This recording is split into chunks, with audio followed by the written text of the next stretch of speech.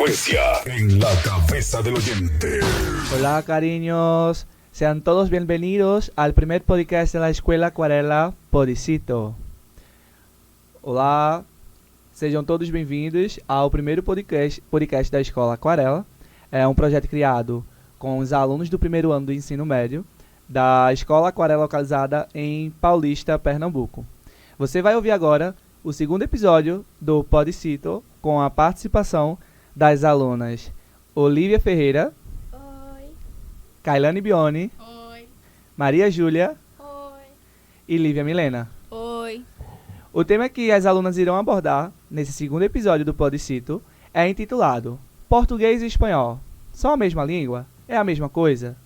Então, a gente vai conversar um pouco sobre esse tema, né? Que muitas vezes surge dúvidas, que muitas vezes as pessoas acabam confundindo, dizendo que é a mesma língua, é a mesma coisa. E aí eu quero saber de vocês, meninas. Olá, meninas, tudo bem? Como é que vocês estão? Oi, tudo bom?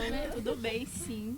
É um assunto muito recorrente atualmente, a gente falar sobre português e espanhol serem parecidos, porque muita gente acha que é só jogar um sotaque e você já vai estar falando espanhol. Sendo que a língua espanhola, ela é muito complexa e ela também tem suas particularidades, como os falsos amigos, que são... Os falsos amigos, eles são, são palavras que elas são semelhantes. São palavras que elas são semelhantes, mas elas têm significados diferentes. Tipo, pastel. Pastel em espanhol não é pastel, é bolo, entendeu? É isso. E isso acaba causando várias confusões, né? Exato. Então, por isso que, às vezes, as pessoas que não têm contato com a língua espanhola, muito contato, né, acabam se confundindo por causa disso. Exatamente. Eu recebo muitos alunos que acabam dizendo, vou escolher espanhol porque é a mesma língua, é a mesma coisa que português, eu não estudo, só é traduzir, acabou-se, e eu vou conseguir atingir uma nota lá no vestibular. Acaba e caindo acaba na cilada, quebrando a né? cara, porque tem essas ciladas, essas pegadinhas, que são os falsos cognatos, heterossemânticos, como Lívia falou, entre outras particularidades que só existem na língua espanhola. Por mais que seja duas línguas parecidas, semelhantes, beleza, mas não são a mesma coisa. Tem as suas particularidades. Por que isso acontece? Isso vem justamente por conta do contexto histórico das línguas.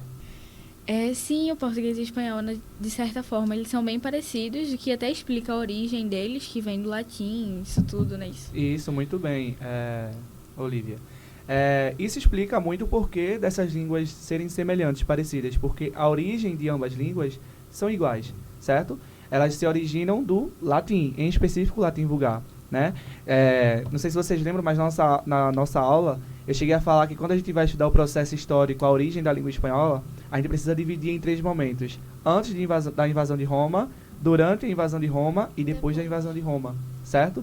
Porque assim, por mais que os romanos tenham chegado na Península Ibérica e colocado o latim como uma língua que, para unificar, né, uma unidade linguística, o latim vai ser tido como essa primeira língua, a gente tinha as línguas pré-românicas, ou seja, antes dos romanos chegar já existia gente ali naquele território e que já falava, de certa forma, um dialeto, uma língua, ou seja, são eles, os íberos, os celtas, os tartésios, os bascos, os cartaginenses também.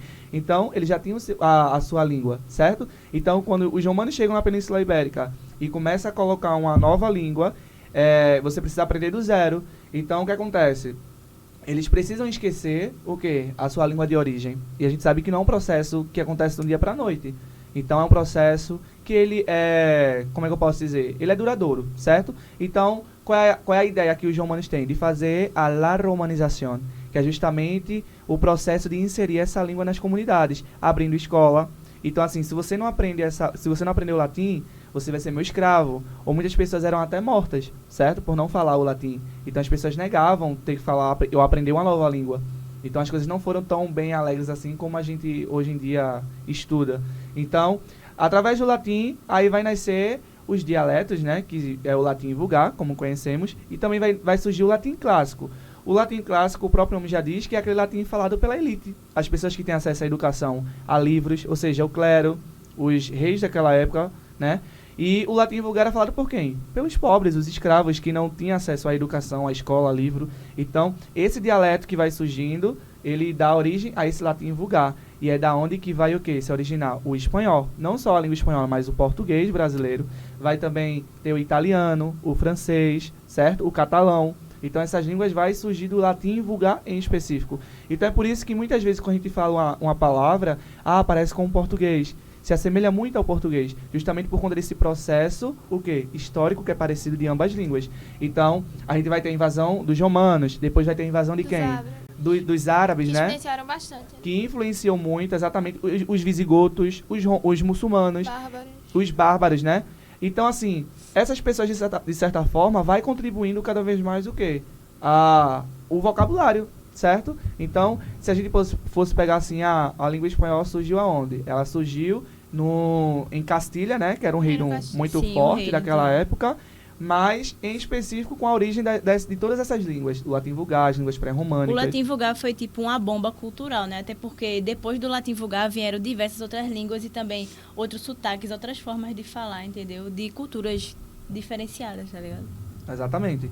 Então, por exemplo, a gente percebe que a gente tem o espanhol, que ele é falado por quantos países, por 21 exemplo? países. 21 países falam o espanhol. E é a terceira língua mais falada. É a segunda língua Segunda, sim. mais falada no mundo e a terceira mais mais, usada em na redes internet. sociais, por exemplo. Então, vê, a gente tem um Brasil, Sim, isso. não é isso? Um território do Brasil que é grande, né? E tem, sei lá, cerca de 26 a 27 estados e um distrito federal. E que dentro do Brasil a gente tem o quê? Essas variações linguísticas, esses dialetos que vão surgindo. Imagina 21 países que falam o espanhol. Então, tem um enorme o quê? Uma enorme variação linguística aí. A gente vai ter diferentes dialetos, a gente vai ter diferentes sotaques, que a gente chama no espanhol de acentos. O acento argentino, o acento mexicano, ou seja, os acentos são diferenciados. Assim como, por exemplo, no Brasil. O português que é falado no Nordeste não é o mesmo que é falado no Sul, no Sudeste, no Norte. Então, a língua, ela vai variar, certo? Mas ela não deixa de É ser... por causa do sotaque até, assim. Exatamente. Então, assim, professor, existe diferença do espanhol argentino pro espanhol mexicano, pro espanhol, sei lá, da Espanha, do Peru? Sim, existe, porque, assim, a língua ela não é única em todos os... Assim, a língua ela é única. É uma mas a questão sua do variante... meio, né, também, onde você está inserido, porque pode modificar, né, de acordo com onde você tá. Exatamente. Ou seja, dentro de Pernambuco, por exemplo, a gente vai ter as pessoas que têm a sua variante pro lado mais urbano e a sua variante, seu dialeto puxado mais pro pessoal do sertão. Então, dentro de Pernambuco, a gente já tem essa variação linguística, a gente já tem esses diferentes dialetos, né? Aí tem os sotaques, a gente vai ter as gírias, por exemplo, que vai influenciar bastante. E a gente também pode aprender o espanhol também por meio de filmes, não só na escola mesmo. Né? Exatamente, a gente tem aquela ideia de que estudar uma língua é a gente só engolir a gramática, mastigar a gramática, beleza, a gramática ela é importante, mas existem outros meios, né, da gente aprender um novo idioma, como por exemplo, Maria Júlia falou, assistindo um filme, Os jogos também. os jogos, né, que hoje em dia, podcast, que é o auge hoje em dia, né, tá no auge o podcast, documentários, vídeos no YouTube, tem jogos como Kailane falou. Também tem a questão de aplicativos, que você pode conhecer pessoas de outros países. Você né? pode editar, tipo, as plataformas digitais, tipo o Instagram. Você pode colocar ele só em inglês ou só em espanhol. Você pode ir editando, tipo, isso ajuda de uma certa forma, sabe? Exatamente. Então, existem aplicativos hoje que facilitam muito, né? A gente aprender um novo idioma, uma nova língua. No espanhol também tem palavras que elas são, tipo... Elas são escritas da mesma forma que o português, tem o mesmo significado que o português, porque... Sim, sim. A gente tem os heterossemânticos, que foi falado logo no início, né? Que vocês levantaram essa pauta. E a gente vai ter também os heterogenéricos. Vê, os heterogenéricos são aquelas palavras cujo o seu gênero ele vai mudar de uma língua para outra, mas o significado permanece o mesmo. Por exemplo, leite, ele continua sendo leite no espanhol, sendo que o seu gênero, no português, ele pertence ao masculino, o leite. Já no espanhol a gente não pode falar el leche ou lo leche, e sim la leche. Assim como, por exemplo, la costumbre, la legumbre. Ou seja, o gênero ele modifica, mas o sentido e o significado permanece o mesmo. Outro exemplo, playa. Playa é praia. Cielo, céu. Então, assim, os significados tem palavras sim, que permanecem com o mesmo significado. Mas também tem essas que o sentido e o significado eles modificam. E que aí é onde cai aquele erro, aquela pegadinha de que achar que é a mesma coisa, e isso só nos mostra que não é a mesma coisa. Pode ser língua parecida, semelhantes, mas não é a mesma língua, não é isso? Sim. E é muito importante a gente dar ênfase ao espanhol, porque, assim, cresceu muito nesses dias, né, assim, o valor que as pessoas têm dado agora para esse lado, né, latino-americano, que não tinha antes, né? Quer dizer, até tinha, mas não tão Tão forte, né, forte quanto que nem hoje em tá dia. tendo agora. A questão agora, tipo, tá tendo muitas séries, muitas músicas voltadas realmente pro espanhol, entendeu? Exatamente. É. Antigamente a gente via muito filme de Hollywood se destacando no cinema. É. Hoje em dia você consegue assistir uma série e um filme tão bom quanto da produção de Hollywood, por exemplo. Sei lá, O Fenômeno La Casa de Papel. É uma Sim, produção é. espanhola. Então, assim, a gente consome coisas boas, ou seja, eles produzem coisas boas. E a gente sempre consumiu, assim, tipo, novela, né? Se passava na televisão, sendo que era dublada. Aí agora a gente É, tem era acesso realmente ao dublado. conteúdo. A gente tem o conteúdo O Rebelde Mexicano. original, né? Assim, Maria a do gente Bairro. pode Quem ver. nunca assistiu Maria do Pelo Bairro? amor de Deus, Então, né? é uma produção o quê? Mexicana. É. Quantas atrizes consagradas que a gente conhece, canta Perrone, música, por né? exemplo. Maite Perrone, que é da banda Rebelde. Quem nunca dançou e cantou Rebelde? Então, assim, de certa forma, a gente consome, sim, produtos latino-americanos, certo? Então, a gente precisa também dar valor a essas questões, porque são países que são próximos ao nosso E nem território. não tô nem distante, né? Tá bem ali do lado, assim, Exatamente. né? E só a gente olhar o nosso mapa geográfico Sabe? e o nosso mapa geográfico e ver quais são os países que fazem fronteira com o Brasil. Todos eles são o quê? Países o quê? Latino-americanos. Latino-americanos, hispanohablantes que Hispanohablantes. falam em espanhol. Países que têm o espanhol como idioma oficial. E como é que é nas escolas, por exemplo, tanto pública quanto privada, essa língua ela é optativa, ela não é obrigatória. É. Infelizmente. Deveria ser obrigatório. Exatamente. Tipo, ter muitos países que fazem falam. fronteira. Que Até fazem- porque é a segunda língua mais falada do mundo, né? Exatamente. Então, assim, vê, a gente tem um país que ele faz fronteira com outros países hispanohablantes, que a gente, de certa forma, recebe indiretamente ou diretamente as influências tanto na cultura, no costume. Então, assim, como é que a gente não estuda uma língua cujo a maioria desses países fazem fronteira com o Brasil, certo? Então, às vezes é meio contraditório. Pô, a gente tem o México ele faz fronteira com os Estados Unidos, e nos Estados Unidos é obrigatório você estudar a língua espanhola. É o primeiro idioma a ser estudado além do inglês. Que o inglês lá é a língua mãe, né? É a língua base. Então, além do inglês, a segunda língua que é oficial para eles estudarem é o espanhol. E o que acontece muito? As pessoas acabam dizendo, professor, meu sonho é pra Disney. Massa. Mas eu não sei falar inglês. Mas lá também falam espanhol. E as pessoas acabam esquecendo isso, por focar tanto no inglês. Então, eles também estudam espanhol, eles precisam falar em espanhol. Até porque eles fazem fronteira com um país que fala espanhol. Por exemplo, o México. Tanto é que a gente vê pessoas que fazem imigração, né? Quantos noticiários a gente já não viu? Imigrantes tentando atravessar a fronteira dos Estados Unidos, foram presos, foram mortos, sei lá, por tentar atravessar essa fronteira. Então, isso ocorre porque a língua espanhola, ela é uma língua que ela é muito, digamos que, ela é um organismo vivo, ela está em constante mudança, ela é multicultural, ela é falada por muitas pessoas, é a segunda língua mais falada no mundo por nativos, isso é bom frisar, e as pessoas não dão tanto valor à língua espanhola. E a gente está mostrando aqui características, elementos, aspectos do que faz essa língua ser tão importante. E hoje em dia tá muito mais fácil você, assim, ter acesso a uma língua, ao conhecimento de uma língua do que antes, né? Tem até aplicativos que você consegue falar com outras pessoas em outros lugares. Tipo, você tem um acesso maior. E eu acho que é, tipo, tão...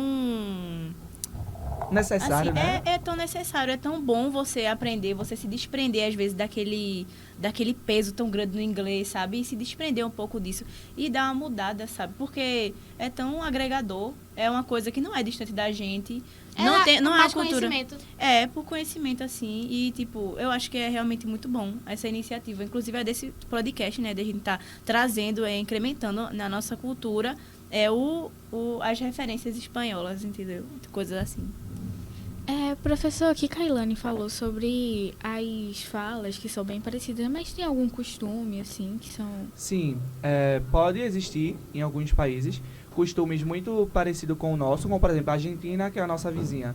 Eles amam futebol tanto... É o nosso vizinho, né? Aqui do lado. Eu voltei de lá ontem. Então, assim, a Argentina, eles são tão fã de futebol quanto os brasileiros são. Isso. Mas vai existir culturas que vão se distanciar. Por exemplo, Dia dos Mortos. Dia de los Muertos é uma festa muito típica em países hispanohablantes, muito forte, por exemplo, no México, mas que eles comemoram a morte de forma diferente da gente, Aqui é por uma coisa exemplo. bem fúnebre, né? Um Sim. negócio triste, pesado. A pessoa, Lá Dia é dos algo mais Mortos, aí alegre. o povo vai... Mas lá é uma né? forma mais festiva. Tem comida, Tipo, tem porque altar que eles fazem. fazem Pra É. se sentir mais perto. ofertas aos É. espíritos E eles usam que a já vela, né? Pra, passaram. tipo, os Mortos Isso. encontrarem Existem seus Sim. muitos elementos que essa festividade ela vai trazer. Por exemplo, o Dia de los Muertos, ele é justamente comemorado porque eles acreditam que o espírito ele vai retornar naquele dia, que é comemorado dia 31 de outubro a 2 de novembro, que consequentemente aqui é finados, e a gente já comemora de forma bem diferente deles, né? Então, eles acreditam que o espírito está retornando para justamente matar a saudade, e aí eles são feitos Aquela coisa de oferendas, alegria, né? Eles se pintam, né, das coisas. Tem até um filme da Eles se- Disney eles que se fala alegram, sobre Ah, eu né? ia falar disso agora. daquele, é real. É aquele Viva a Vida é uma Festa, né? Isso? Alguma coisa Viva a vida é uma assim. festa. Isso. Então, por exemplo, a gente tem aí o Dia dos Mortos, que é uma cultura que era não um pouco distante da nossa. Mas tem um futebol que une, por exemplo, a Argentina e Brasil. Então, varia Não une muito. tanto, né? É. Não tem aquela união, aquele A amor. gente ama o futebol, mas a gente não se ama, né? Exatamente. E é sobre isso. Tá tudo bem. Bom, meninas, chegamos ao fim do nosso primeiro episódio do Podicito. O segundo episódio do Podicito. Eu agradeço a presença de todos vocês que estão nos ouvindo. A gente que As agradece. meninas também. Obrigado, meninas. Hasta luego. Hasta luego. Corazón más fuerte, Y ahora, quiero ¿qué tenerte, no te voy a negar. Estamos claros y ya. No te lo voy a negar. Estamos claros